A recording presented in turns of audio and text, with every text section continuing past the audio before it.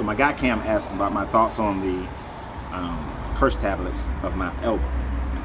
These curse tablets are a late Bronze Age tablets that they found at Mount Elba. Now, the reason why this becomes important to the Hebrew people, the Israelite people, is because at Mount Elba you have Joseph building a temple there for Yahweh.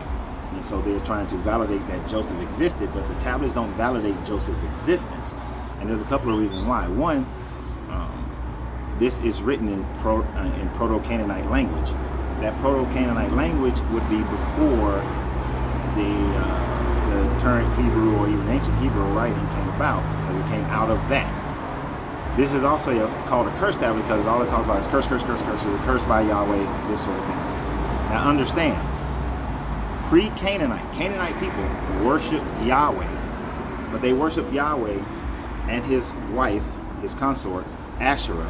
This is why your Bible talks about an Asherah pole. And they also worship Baal. This is why when Hezekiah and Josiah edited the Torah, one of the things they did was to edit out the pre-Israelite polytheistic worship of Yahweh, Asherah, and Baal. And they said we would no longer worship Baal anymore.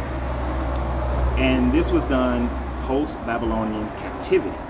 So this wasn't done at the time frame of this curse tablet being created, which would have been around the 13 something BCE, which we already know the ancient Israelites already existed in around 1400 BCE, and maybe even a little bit before that, because we have Egyptian writings that says that how an Egyptian pharaoh conquered these Israelite people.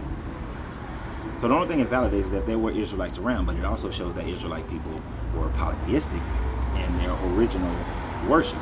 You don't get monotheism in Hebrew and Israelite until Hezekiah and Josiah edited the Torah in and around 500 BCE.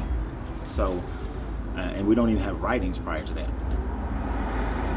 It certainly doesn't prove Joseph or any of the things and any of the events or characters of the Torah actually existing.